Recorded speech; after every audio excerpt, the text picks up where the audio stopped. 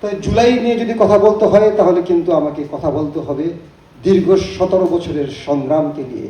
কারণ যে দীর্ঘ 17 বছরের যে সংগ্রাম, সেই সংগ্রামেই কিন্তু একটি রেজাল্ট এসেছিল জুলাইতে। আমি সেটির ব্যাখ্যা আপনাদেরকে দেব, এবং সেই ব্যাখ্যা দেব। যদি আপনাদের পছন্দ হয় তাহলে বলবেন ইয়েস, না পছন্দ হলে সেটাও বলবেন, আমি সেটা ব্যাখ্যা খণ্ডন করব আপনাদের সামনে। কারণ জুলাই নিয়ে আমি যে ক্যাম্পাসে এসে কথা বলছি, সেই Dhaka medical college campus. Dhaka medical college campus কার রক্তে রাঙা? শহীদ ডাক্তার শামসুল আলম খান মিলনের রক্তে রাঙানো যে ক্যাম্পাস, সেই ক্যাম্পাস আমাকে বিভিন্ন সময়ে বিভিন্নভাবে আসতে হয়েছে। সেটি আসতে হয়েছে হয়তো কারো লাশ নিয়ে, যে লাশটি এসেছিল ওই পশ্চিম দিকের ওই কর্নারের মর্গে, কিংবা কারো দেহ নিথর অবস্থায় গুলিবিদ্ধ অবস্থায় পড়েছিল সেই ঢাকা মেডিকেল কলেজ হাসপাতালের সেই মর্গে, অথবা যারা আহত হয়েছিলেন বিভিন্ন ওয়ার্ডে, তাদের কাছে বিভিন্ন সময় এসেছি, লজ্জিত হয়েছি, মর্মাহত হয়েছে ওই সময়।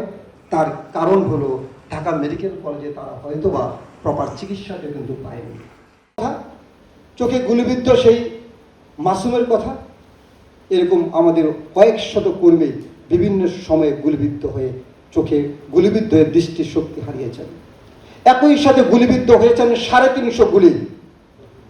রিঙ্গনের কথা কি আপনাদের মনে আছে? হবিগঞ্জের রিঙ্গন, একই সাথে একই দিনে 350 গুলি তার বুকে বিদ্ধ।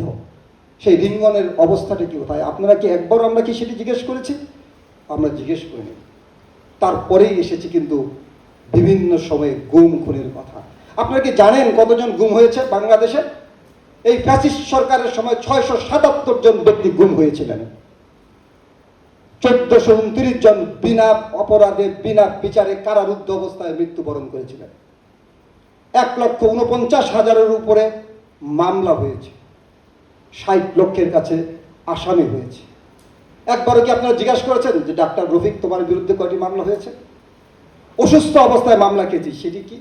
ছিনতাইয়ের মামলা, আসামি ছিনতাই, অসুস্থ, পা ভাঙ্গা অবস্থা। তাহলে এই 17 বছরের ইতিহাস কি আমরা ফেলে দিব? আপনারা কি ভুলে গেছেন ইলিয়াস আলীর কথা, চৌধুরী আলমের কথা, কিংবা শরীরের তাজা বুলেট যখন 14টি বুলেট একসাথে জনির বুকে বিদ্ধ হয়েছিল সেই জনির কথা? আমরা কিন্তু ভুলতে পারিনি।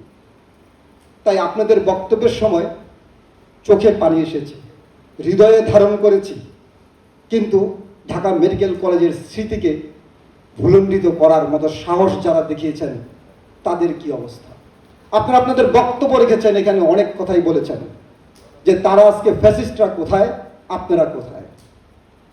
শান্তি সমাবেশের কথা বলেছেন। একদিকে আমার ভাইয়েরা রক্ত দিয়েছে, একদিকে ভাইয়েরা আমার চিকিৎসা দিয়েছে, আর আরেকটি অংশ শান্তি সমাবেশ করেছে আপনাদের এই ক্যাম্পাসের পাশেই দাঁড়িয়ে শহীদ মিনারে 3 তারিখ। আমি একজনকে, আমার শিক্ষাগুরু, আমি একজনকে জিজ্ঞেস করেছিলাম, স্যার আপনি কেন গিয়েছিলেন সেখানে?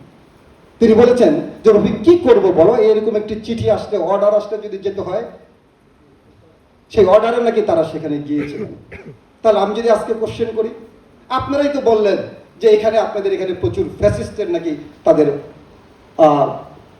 আছে, পোস্টিং এখানে এখনো আছে, গ্যালারি কেন ফাঁকা? আমি আমার উপাধ্যক্ষকে জিজ্ঞেস করলাম গ্যালারি কেন ফাঁকা, কোথায় তারা, তারা কেন আসেনি? তাহলে তাহলে কি গণতান্ত্রিক পরিবেশ বজায় রাখছেন আপনারা এখানে?